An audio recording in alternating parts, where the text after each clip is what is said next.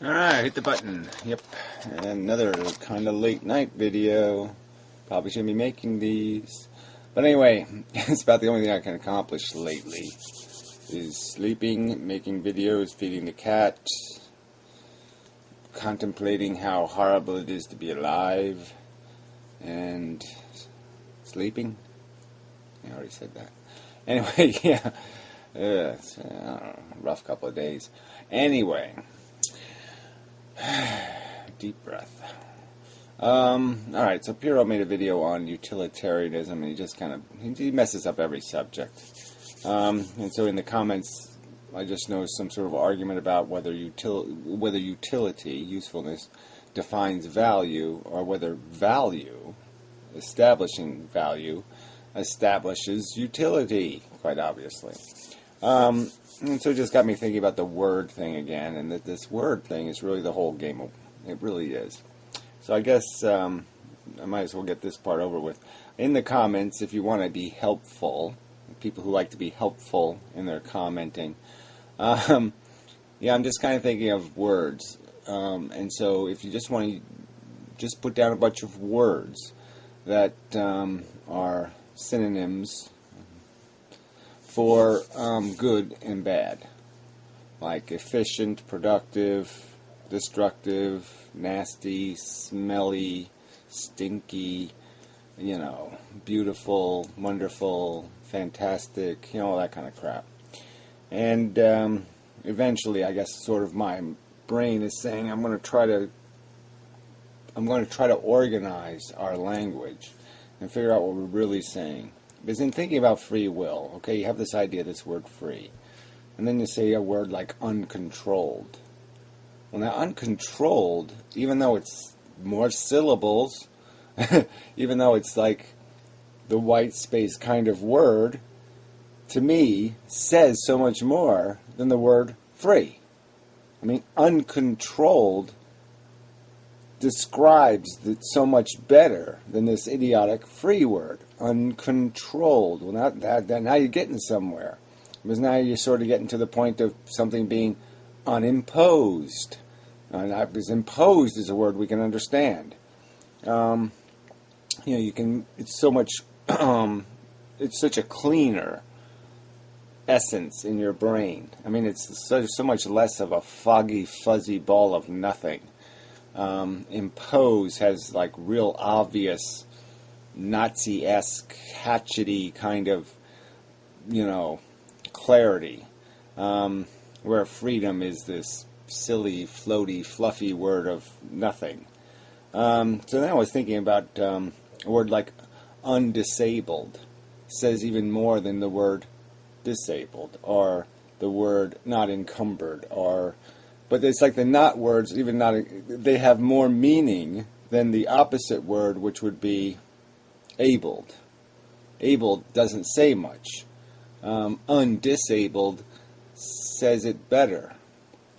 And that's sort of something that it just occurred to me that that's sort of what's going on here. The semantic game that's being played is that, yeah, we are too often not recognizing that the reality is the white space. It's the thing that's confining and defining what we are. And so then that gets me sort of to the argument that what we are is something being created by the environment, by a nature, by a psychology, a functionality that's built into us, and that is very confining, very restricting, very limiting, very disabling. And the bottom line is things like need are the ultimate confinement.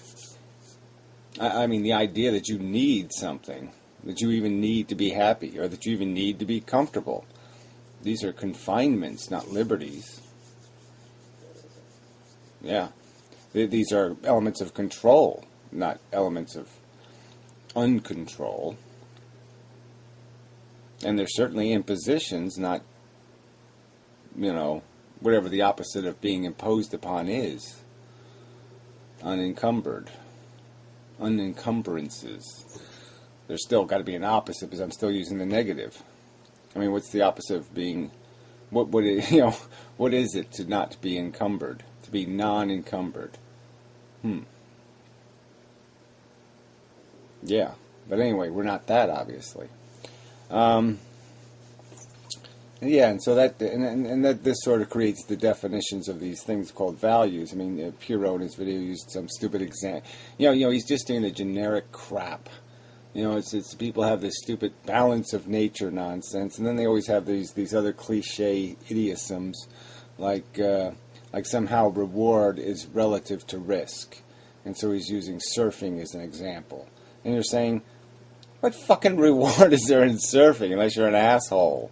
I mean, who gets a boner standing on a board in the ocean, cold ocean, riding a wave? I mean, come on. It's like talking about, I mean, it's like having a dog who's a shit eater, and then describing a reality as if all dogs were shit eaters. I mean, what's the point in that? It's a stupid risk because the psychology is fucktarded. And so there's always examples that there's simple things that have great reward. I mean, a massage, for example. I mean, that's almost like a universal good. I mean, who could not enjoy that? And it's kind of a low-risk behavior, and it doesn't even require much resource. I mean, the giver isn't exactly, cutting its hands off or getting calluses or something. I mean, it's not even barely working up a sweat. So, I mean, you could put that into the utilitarian equation and say, well, this is a highly utilitarianly useful thing, this massage idea. Just because, yeah, the givers get and the getters get, and there's very little risk of pain, suffering, horror, broken limbs, nothing. Very low risk. And you're just saying, well, why wouldn't a rational society, it's almost like this should be an automatic, It's like, if you're going to sit around and talk with somebody for an hour, well, you might as well strip down and do some massaging.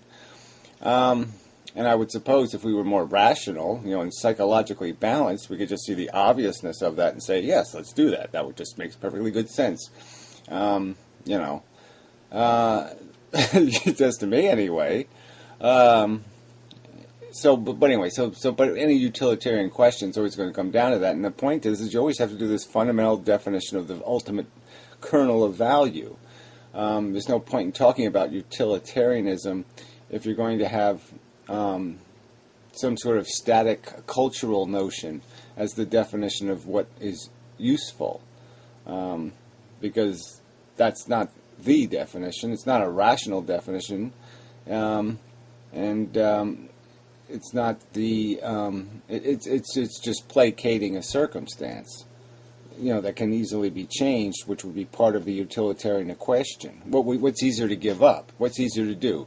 Treat the addiction or eliminate the addiction? Cure the disease or treat the disease? These are the utilitarian balanced questions you're asking. Is where's the better place for the resource? Creating the cure, which has lasting long-term benefits that are almost incalculable, versus making band-aids forever. I mean, it seems kind of obvious that the answer would be is to find, it's like the energy problem. Where should you put your resources? In trying to make oil go further, or to find something that will replace it. It seems sort of logical that, I tend to think it's probably a better place to spend the money is on finding some replacement for the oil. Rather than to try to find some way to make oil last a quarter longer. Those few years aren't going to buy you the amount of human comfort finding that cure is going to buy you. And so utilitarian questions that don't have an argument about what the fundamental value is in them first are broken. And that's where I would get back to my argument, and why the anti-natalist argument is perfectly salient to this point, to this utilitarian point, is that why create the risk equation? There's no need to create it. There's no obligation to create it. You're just creating a problem and then saying, I plan on solving it. That would be my objective, is that I will somehow solve the problem. And you won't solve the problem. You just create a victim who's going to suffer and die to satisfy needs that didn't need to exist. I mean, there's just no way to make any logic in that. I mean, if the needs needed to exist, if the thing needed to be addicted, well, then you might have an argument. But we obviously don't need to need. I mean, needing is just completely stupid. I mean, there's people right now that are going to need a certain sports team to win the World Series. Or, no, Super Bowl. Yeah, that's what it is.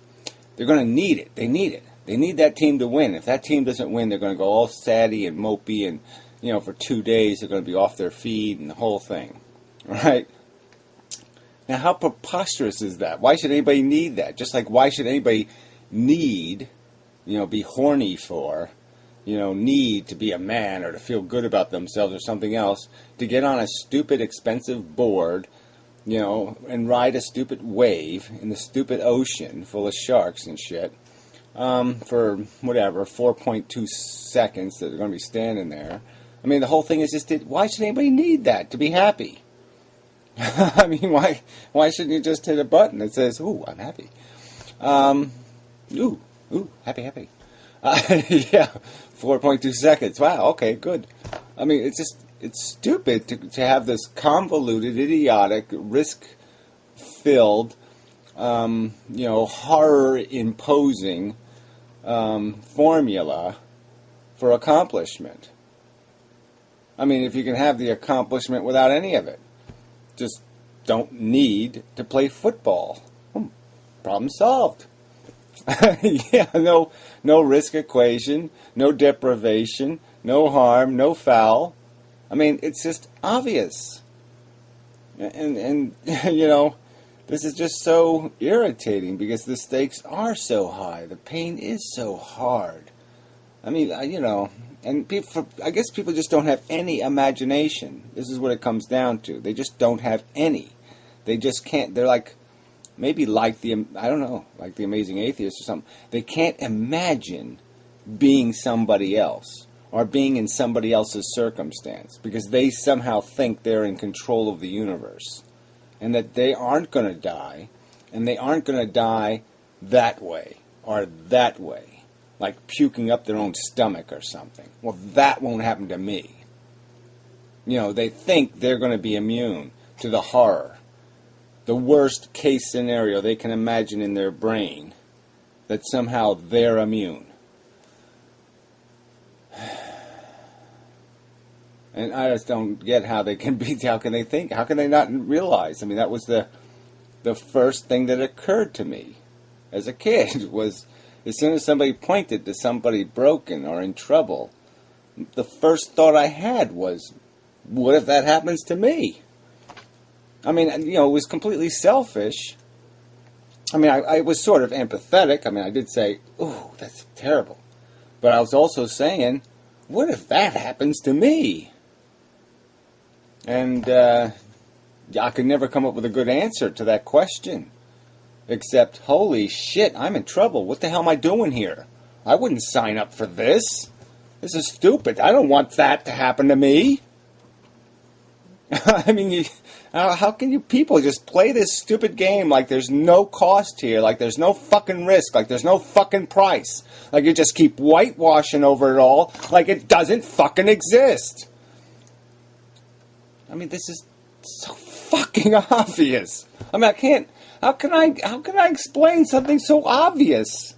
I mean, it's like this is plastic bottle. You can't understand plastic fucking bottle? I have to really explain to you, well, okay, what's this polymer stuff, which means like it's this chemical that bonds to the other chemical in this hooky kind of fashion, and it's twisted and long, so it stretches a little bit, you know, the molecular bonds, and there's a whole string of them, and they're going all in this direction, okay, and so that makes the bottle kind of rigid in one way, and a little bit flexible so you can squeeze it. I mean, I really don't want to do that. So, anyway. The point is that, yeah, maybe through language, this argument can be made more the edges can be taken off. We can get rid of the fuzzy free word, and then we can start talking about something like unencumbered and undisabled and uncontrolled, and understand that what's really confining us is bullshit that is in our brains. And if you get the bullshit out of your brain, the confinement, your need, disappears. The crap, the obligation to shovel through your consciousness to find some sort of satisfaction or actualization will all of a sudden disappear. You can throw the shovel away, metaphorically, because there won't be any bullshit to shovel your way through anymore. It'll become obvious and clear. Okay? There's nothing here to accomplish except to clean up your own fucking mess. And that is the definition of idiotic. Get it? Okay. Anyway, enough of the video. Yeah. So anyway, that'll sort of be the premise for new subjects, I think, is that I'll make a starting video that starts with words and makes an effort to define words and such, or something like that. Yeah, and I have to do editing, and I have to put the words in the video, I suppose, and I have to do all this other fucking bullshit that I really don't want to do. To make all of this more instructional, to take people by the little fucking hand and say, look, this is how we cross the street. See, there's cars that go back and forth, and you don't want to get hit by the cars, do you? So you have to wait until the little light on the other side says, walk, and then you can start walking. But you still have to look, because the cars sometimes don't pay any attention to the little sign.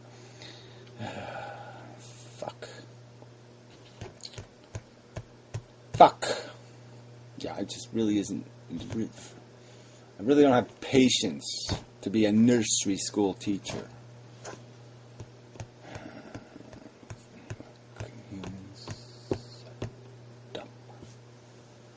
So anyway, until next time.